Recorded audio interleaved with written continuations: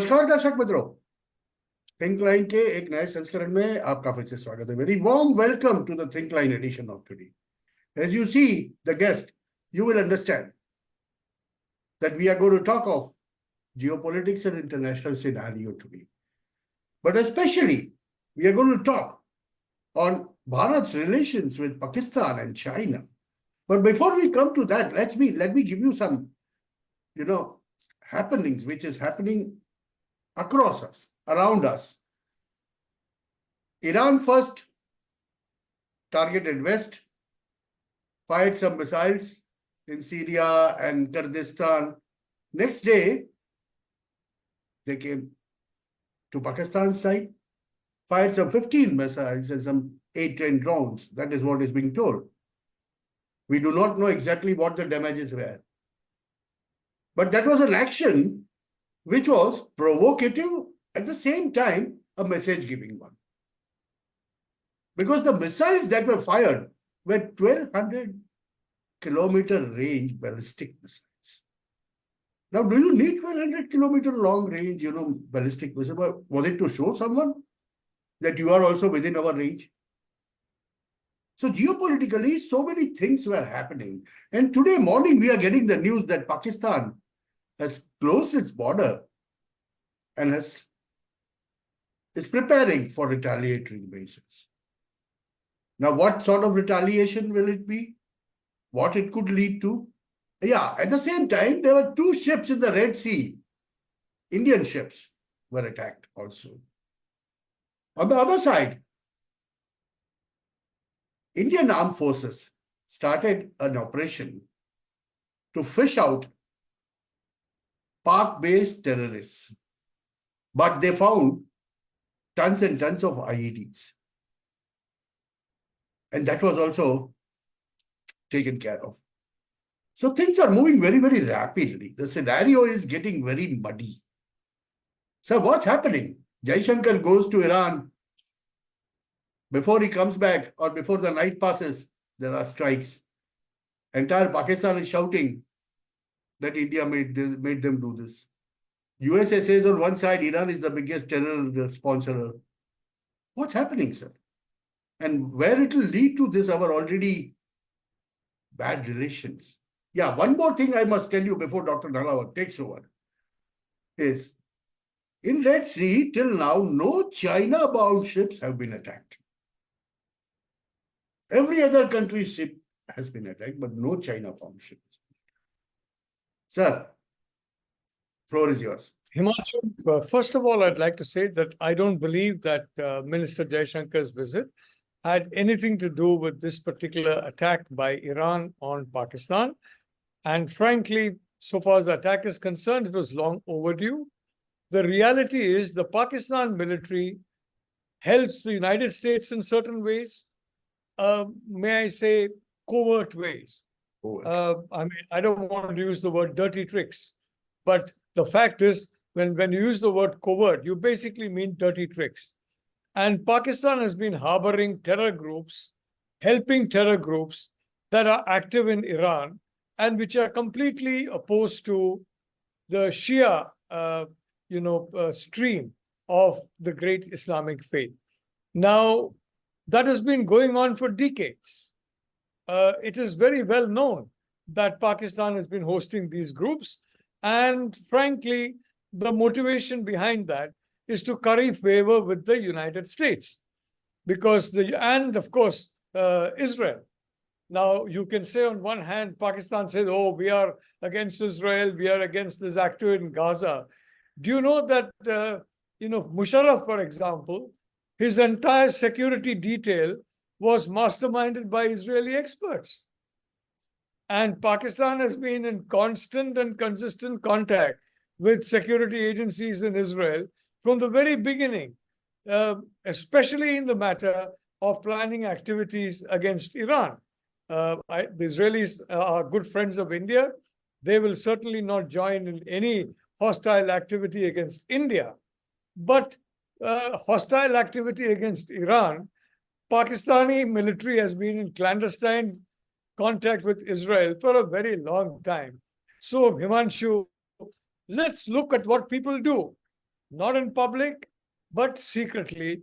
Let's not look at what they say publicly, definitely, because what they say is a camouflage. Pakistan has been basically, the Iranians have given the Pakistan army a signal that we are not going to tolerate this kind of terror group anymore. And please understand, there are terror groups operating in Iran that are basically promoted by the United States and Israel. Let's be honest about it. And basically, which are being essentially the logistics and the manpower, the safe harbor, all that is being provided from Pakistan in territory of in Balochistan, and frankly, the Baloch have nothing to do with it. So this thought that, oh, it's an attack on Baloch and Balochistan. No, it's an attack on certain active terror groups working against Iran. And the Iranians have still told the Pakistan military, enough is enough, we're not going to tolerate it. I must say, Himanshu, I give an A+ grade to you for talking about the range of those missiles and the accuracy of the missiles. The Iranians wanted to show the Israelis mainly that they have missiles that have long range and are very accurate. They can be fired from any part of Iran into any part of Israel and hit with a very high degree of accuracy. So yes, I'm sure that was also a collateral purpose behind it. But this is the situation that is going on now. And frankly, you know, what the Chinese are happy about all this. The Chinese would like to see the Huntington's War of Civilization takes place. You know, Himanshu, the fact is that even the last time when you and I came on a channel, I used certain expressions as metaphors, and there was some blowback by some people on you and on me. Well, let me tell you, I stand by those metaphors. The reality of the situation is, the important thing is not to be politically correct. The important thing is to be correct. If you're analyzing matters, you know, you have to be correct. And sometimes when you're politically correct, very often, if you're politically correct, you're incorrect. Incorrect. But many people prefer to go the easy route and being politically correct rather than, you know, and be incorrect, rather than be correct and get a few people angry. They're welcome to be angry. Now, I want to say one thing very clearly. The fact is that Israel has got a right to exist. What is called the land that Israel is occupying, and in fact, land apart from that also, that was the homeland of the Jewish community millennia back. Millennia. It is the original homeland of the Jewish community. Yes. It was a homeland of a community long before, frankly, you know, there was there was any other faith coming in the picture. The Jewish faith, if I may say so, the faith of Sanatan Dharma, all these faiths have been active for many, many years. Many. The Greeks had a branch of, if I may say so, the Sanatani faith. The Romans had a branch of Sanatani faith, but then that branch has now become very diluted, let's put it that way. And I won't say it disappeared. The Greeks are very proud of the heritage. The Romans are very proud of the heritage. But in India, I'm happy to say Sanatani faith is very strong. And in Israel, I would like to say the ancient faith of Judaism is very, very strong, and it is millennia old. Now, from this point of view, Israel has a perfect right to exist. Now, the problem is the Iranian clerical regime. They do not accept the right of Israel to exist. Yes. Now, why are they with Hamas? Hamas, frankly, as an organization, is completely hostile to the Shia community.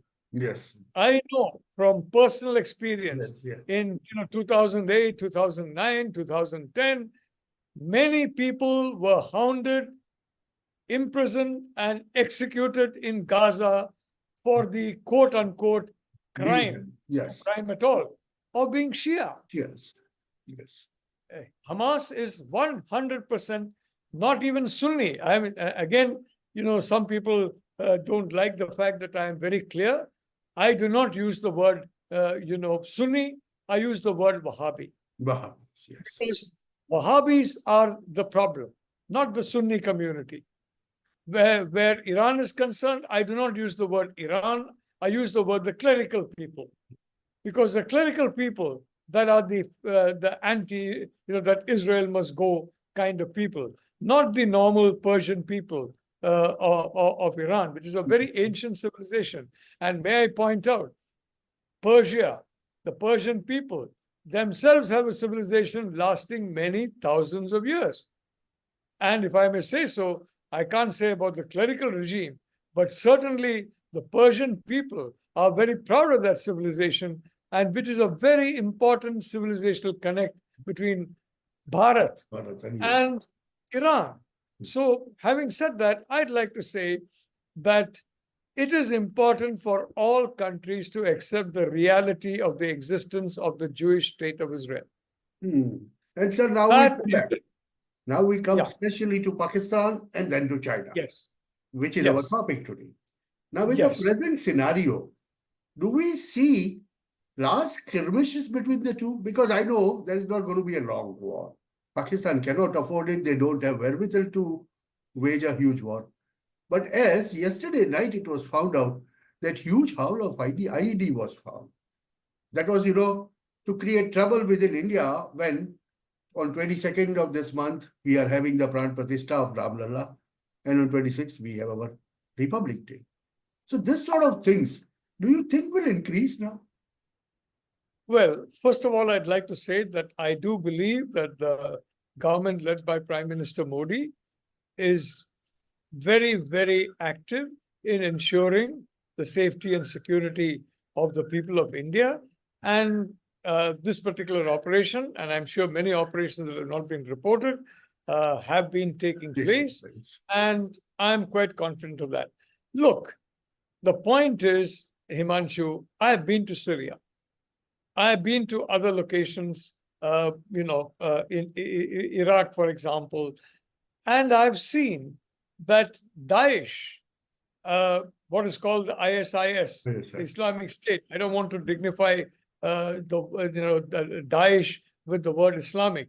I don't want to dignify the agents of the very Pakistani Punjabi military that slaughtered Sikhs in 1947, 48, 46, slaughtered them, drove them out.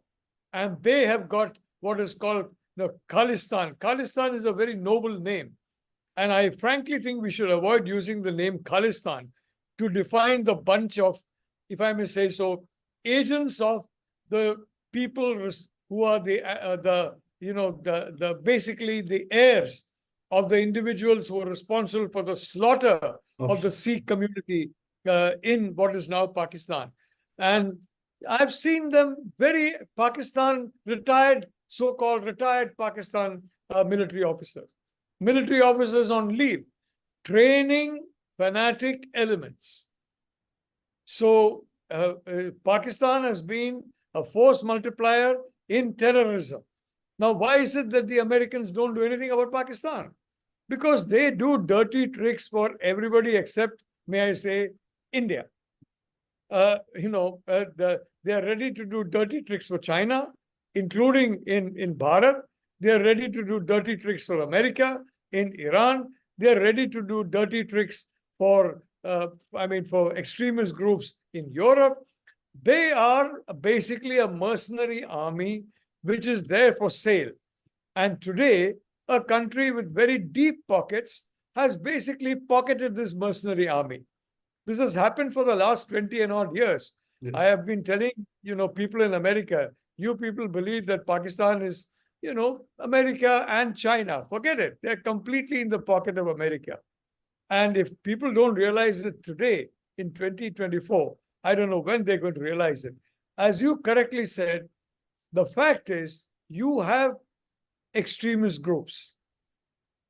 Which is the country, the superpower, that is basically supporting extremism covertly and supporting, what I may say so, countries that are completely hostile to the Western world overtly. Which is the country that is supporting elements which on the border and the boundaries of Russia, they are trying to take over territory in the boundaries of Russia, essentially as what they're doing in other parts of the world. And they're trying to colonize those territories. And they're trying to basically have land grab in Russia. Yes. And they are supporting covertly the Western alliance, including Ukraine, if I may say so, in its attack on Russia. At least I can tell you one thing about India and the government of Prime Minister Narendra Modi. Prime Minister Modi has not assisted in anything, any kinetic operation against Ukraine. He has not assisted in any kinetic operation against Russia. Yes. Now, Pakistan has been helping kinetic operations against Russia. At the same time, Pakistan claims to be a friend of Russia. Mm. And the Chinese are telling the Russians, please help the Pakistanis and, with the Indians, etc. Now, fortunately, we have a very, very, if I may say so, smart diplomacy. It is led by Prime Minister Modi and implemented by Minister Jaishankar.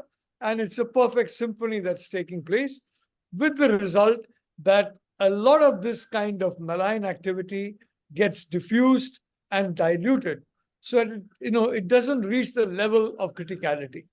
Now, if it reaches a level of criticality, then you have a problem. If it is subcritical, all right, it's there, but it's not such an immediate problem. And that is what's happening. So far as Pakistan military is concerned, they will do what the CCP wants them to do, which is try and weaken India. Himanshu, why does the CCP want that? It wants that because India, Bharat, and I would like to use the word India because that is more commonly used across the world. Let's be honest. We have to wait for another 10 years of Prime Minister Modi. And at the end of that 10 years, everybody will be talking about Bharat. But today, most people abroad are talking about India. Let's be honest about it. There's no point in, like an ostrich, hiding our head under the sand and pretending otherwise.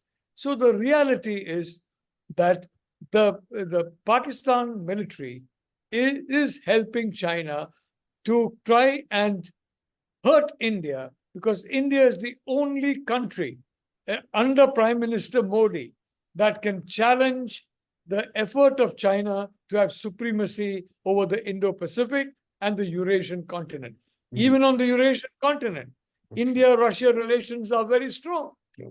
India is a player on the Eurasian continent. The only reason why China cannot say it controls the Eurasian continent is the India-Russia relationship.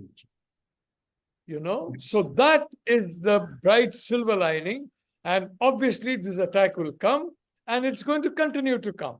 Those of us who believe that the Chinese will change, that they will adjust, that they will reconcile, the Chinese are not in command of China. The Chinese Communist Party is in command of China. Himanshu, please distinguish between the CCP and the Chinese people. Don't bring the two together.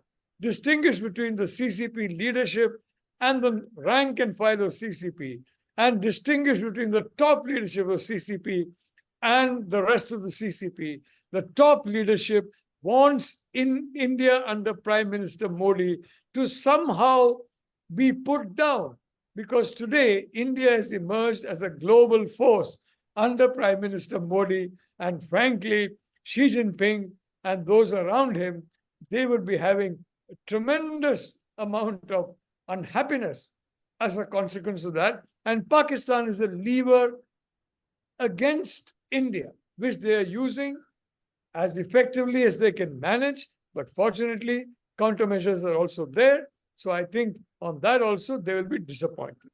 Sir, but then now we come to the critical question of India-China relationship. Let's put it that way. Now, China is asking Pakistan to create trouble on a border so that India's attention is diverted. That's very simple. People do understand. Common person understands that.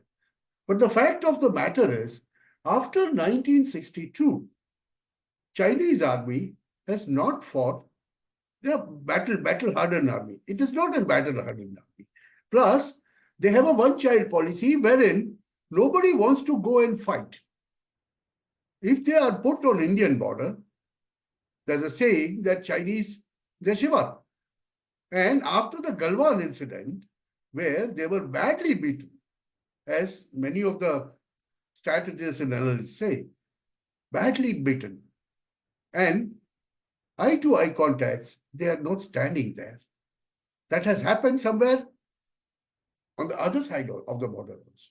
Now, in such a scenario, is it wise for Bharat to engage directly with China when the trade balance is still in their favor? That is also another thing. And I would like you to comment on this so-called pact signed by Congress leadership in 2008 with Sisi. Where is all leading to Bharat-China, India-China relationships? Himanshu, I have had no doubt for quite some time, in fact, from 2016 onwards, that Xi Jinping does not want to see Narendra Modi as the Prime Minister of India. 2019 must have been a shock to them. And certainly, they'll be doing everything in their power to try and achieve what they could not in 2019 in 2024. 2014, he was an unknown quantity in that sense. Yes. And they thought he was completely into business. But the Prime Minister Modi understands the link between business and security. And very importantly, he's a proud Bharatiya. Right. He loves India. He comes from the people. So that I think they realized by 2015, 2016. From that time, they have been frankly working for regime change in India. There are groups in America, there are groups in the UK, groups in Europe, groups in other countries that are also similarly unhappy with the way India is transforming itself into Bharat. I am proud of that. I am a Bharatiya. But please understand, Himanshu, when you talk of a dialogue, frankly, in my case, I am talking to an audience that is 80% outside India. Right, India, yes. And when I use the word Bharat, they have to reach into their, into the Google University or into their textbook. I understand that. And it doesn't work. So sometimes, people misunderstand. Oh, this man is not talking of Bharat. Look, you go and look at my writings. In the early 90s, when nobody believed that India would be what it is today, I talked about India being a future superpower. So you and I are Bharatiyas, but you and I are speaking in English. And there again, for example, the fact of the matter is that, Sanskrit is going to become the global language of the future. Sanskrit and technology are interwoven. Yeah. Sanskrit and many languages in the world it's a mother language. But that is again going to take 50, 60, 70 years. Yes. In between, let us say, for example, you need to go, you need to have a mode of transportation.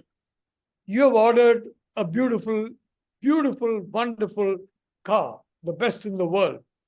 But before that order, you basically need to have a vehicle that can take you faster than other vehicles. Yes. And let me be honest, again, many people are going to get angry at me and they're going to get angry at you, but I don't think anybody can doubt you and me. One thing that we have been firm on, in my case in 2003, in your case, I'm sure long before, we have been firm on the fact that Narendra Damodar Das Modi is by far the best leader for India, and where the world is concerned, a global statesperson. Yes. I mean, that is something which people can say things about you, people can say things about me, but I don't believe, reasonable people are going to disbelieve that.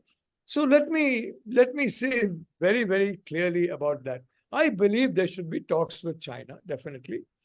At the same time, today we are seeing a situation in which, one, the Northeast is being developed. Two, the Northeast corridor, road corridor and rail corridor are going to be developed. I think, initially there was some issue in the sense that the realization that the Myanmar border is not the Myanmar border, it is 1/3 the China border. And you saw hostile elements come inside and create problems in some Indian states. And action has been finally taken. You saw situations in which, frankly, in the first term, you had this, you had an alliance in Kashmir with the People's Democratic Party. From day one, I opposed it. I said, this is not going to work because I know what the PDP is all about. But the fact is, the Prime Minister Modi has his own way of doing things. And sometimes he does things which he knows may not be the ideal thing to do, but to show people that he is ready to try other alternatives. Yes. That he's not fixated on a particular path. And thereby, what happens is, when it is clear that the original path that he wants is correct, he goes to that path and resistance is very low. In the case of Ayodhya, for example, he made sure there was no resistance. Where was the resistance to Lord Ram coming back home, in a sense, after 5 centuries? Lord Ram has returned home. Ghar aaya, I mean, it is ghar wapasi in the most beautiful way. So, but where is the outcry? Globally, no. Domestically, no. And I am very confident that in the next 5 or 10 years, Kashi and Mathura also, and for me, and for everybody else who really is Sanatani, these are the only 3 important sites because they are birthplaces. The original Kashi Vishwanath temple was on the site of what is called the Gyan Vapi Masjid. Lord Krishna was born on the site of what is, as of now, a religious structure, which was, created during the time of Aurangzeb. And now you are seeing the birthplace of Lord Ram. You are seeing, I call it the homecoming of Lord Ram. His exile has not been for 14 years or whatever. It has been for 500 years. Yes. This is the second exile of Lord Ram. Yes. And Lord Ram has come back. So my point is, but from our view outside government, we may not have access to all this situation, but we can understand the way in which the Prime Minister is handling matters. It may take a little longer than we like, but at the same time, it becomes successful in the best possible way. So from that point of view, the discussion with China... Can I ask you something? This entire euphoria and the,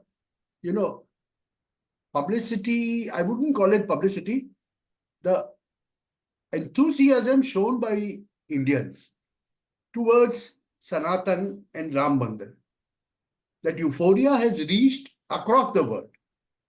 Now, is there some realization in Chinese, especially Chinese? Is there some realization that these people are highly nationalistic? That, oh Baba, let's think twice before taking a panga with them. If I put it very, very bluntly. I would like to say that the Chinese have been most alarmed by the fact that India has now basically moved very strongly forward in the Buddhist space. Lord Buddha came from Bharatvarsha. Siddhartha. Lord Buddha's teachings are an integral part of Bharatvarsha. And I mean, pardon me for saying so, but from that point of view, the Chinese have been using Buddhism. I saw, for example, in Germany, there were some so-called Buddhist groups and even some Buddhist holy sites. I saw that in Ladakh. And I saw that the money which was coming in through third parties actually had Chinese roots. So the Chinese were trying to use Buddhism. Frankly, they hate all religions. And in China, if you've got the Buddhist temples, I'm not talking of Tibet, because Tibet is, I mean, it is a separate kind of situation altogether. It's a separate kind of territory. But, who are the head abbots of those temples? They are Communist Party functionaries. As one of the Communist Party leaders of, let's say, one province will be made abbot in one temple. Then he will be transferred as head of another province. These abbots are not even Buddhist. They can't spell the Lord Buddha's name. They don't know any of his teachings, but they are the abbots. There has been a complete takeover of these Buddhist monasteries and an attempted takeover of the Buddhist faith, not only in China, not only in Tibet, but globally. So they are very worried about that. Is it to counter Sanatan, or it is to give a parallel narrative? It is to basically help the CCP to conduct their hybrid war. Please understand one thing, Himanshu. The CCP fights a hybrid war. They first try and, first of all, for example, you see in the American campuses what has happened. In some of our own campuses, what has happened. You have got, I mean, if I may call them, Hindu-hating Hindus, India-hating Indians, America-hating Americans, Britain-hating British, German-hating Germans. So essentially, the internet is being used to promote hatred against one's own people, to promote division in one's own society, to expand the fringe, and to remove and to shrink the moderate middle. So the Chinese, frankly, believe that they want to weaken a society from inside before attacking it from the outside. As far as Pakistan is concerned, Himanshu, I've heard a lot of talk about the two-front war. I don't believe that there will be a two-front war. For simple reason, I think the Pakistan military has got its hands full on trying to essentially retain control over Pakistan. And the main thing is going to be on the China front. And of course, and what Pakistan will do and what will happen to, China controlled elements, for example, you've seen that in Myanmar, crossing over to India, various other, they will try and create internal tensions, internal acts of terrorism. That is going to be Pakistan's role. A conventional war, I think, frankly, if they launch a conventional war on India, the response will be such that the military will no longer be able to have control in Pakistan. Because the Pakistan people are now completely fed up of the Pakistan military. So what you said about the Chinese, the fact is they want a hybrid war.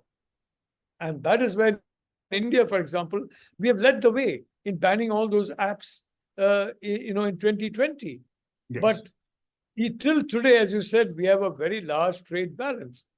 Now, when you're talking of decoupling, we have to have a system in place, a regulatory system in place that ensures that there is a magnetism for India to be the platform. There is a strong, basically, basis for India as the platform. We have to ensure that the tax regulations, that other administrative regulations fall into place. And that is happening at very, very accelerating way over the last 2 or 3 years in particular. Secondly, geopolitically, we have to make our stand clear. Companies are running away from China. They are not going to run away to a country where many people are saying, no, China is going to be a good friend. Now, you mentioned certain political parties. I don't want to bring politics into this situation, but I'm shocked that certain political parties do not understand that China, the CCP, is hostile to India and is totally opposed to India. And frankly, I mean, I'm very surprised that they believe that the CCP will ever reconcile to India.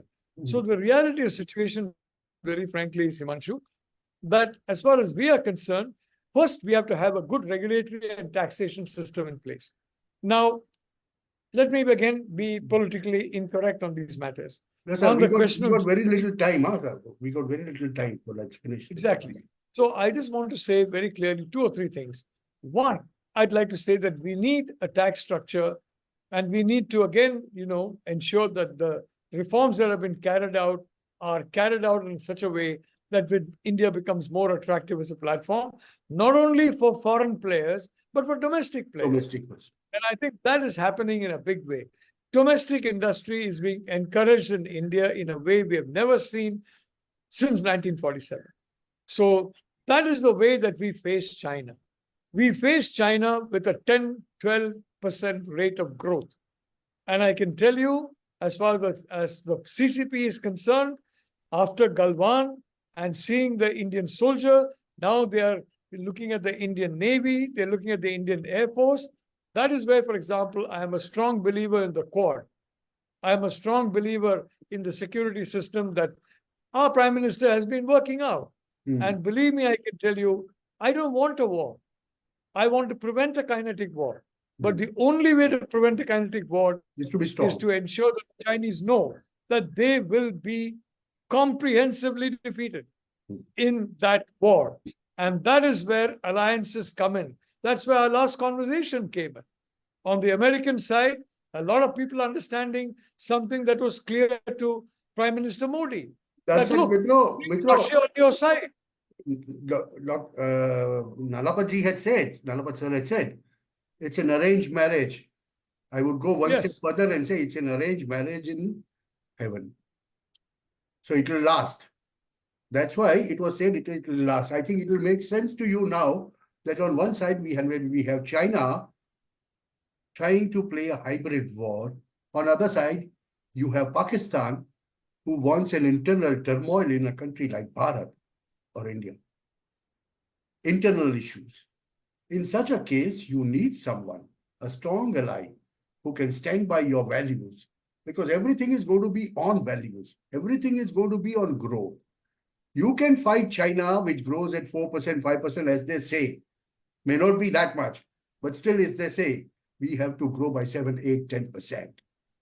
It's only then when you show them the eyes, आंखें दिखाई तभी जाके वो चुप बैठते. You have to understand that. मित्रों, मेरे पास time जरा भी नहीं बचा है.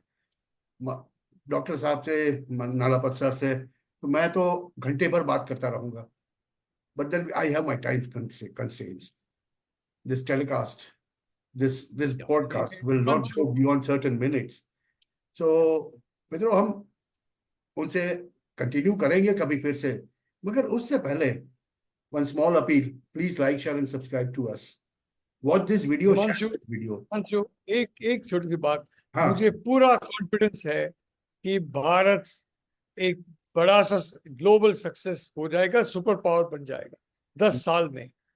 हम भारत सुपर पावर हो जाएगा. दूसरी बात, the idea of Bharat will be all over the world in 10 years. Okay. People have talked about the idea of India. No, it is the idea of Bharat. And ये होगा 10 साल में. But everything takes a certain amount of time. And today we need that situation where in that time we have to prepare ourselves not only for enemies, but to prepare ourselves for our own internal evolution into superpower status. So and I am very confident हो जाएगा. Bharat will become a superpower in 10 years. From India, Bharat will be transformed. नमस्कार दर्शक मित्रों, thank you very much. Sir, आपका भी बहुत बहुत धन्यवाद. Thank you. जय श्री राम, जय हिंद, जय भारत. जय हिंद, नमस्कार.